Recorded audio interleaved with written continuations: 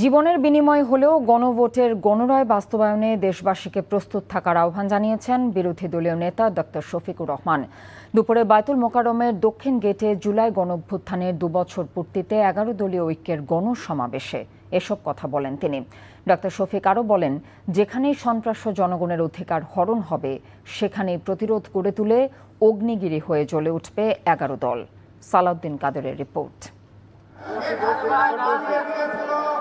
জুলাই গণঅভ্যুত্থানের দ্বিতীয় বার্ষিকীতে গণরায় বাস্তবায়নের দাবিতে 11 দলীয় ঐক্যের গণসমাবেশ।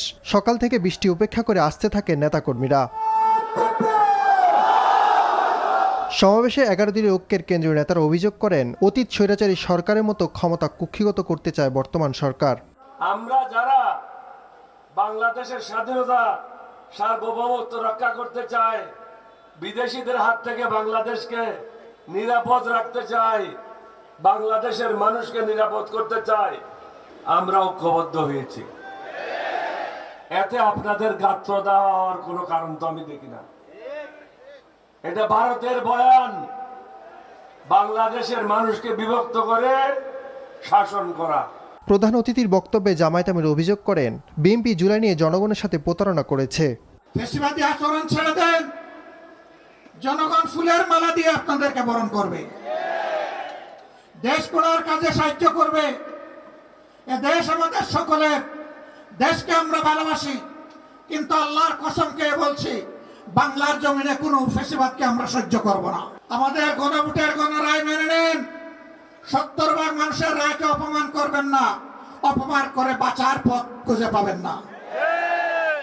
এবং এই দাবি মহান আল্লাহর সাহায্য নিয়ে বিইজনিল্লাহ আমরা আদায় করে ছাড়বো ইনশাআল্লাহ।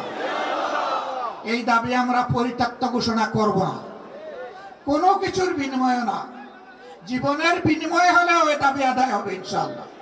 সভাপতির বক্তব্যে বাংলাদেশ খেলাফত মজলিসের আমির মামুনুল হক বলেন, দেশের যেখানে জুলুম হবে সেখানেই প্রতিরোধ গড়ে তোলা হবে।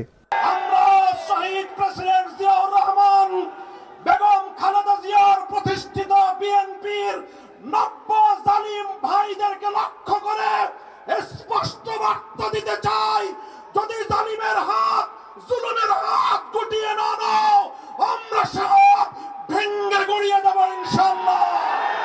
বক্তাদের কথা উঠে আসে গত কয়েকদিনে শিক্ষাঙ্গনে অস্থিরতার বিষয়। সালাউদ্দিন কাদের, এনটিভি নিউজ, ঢাকা।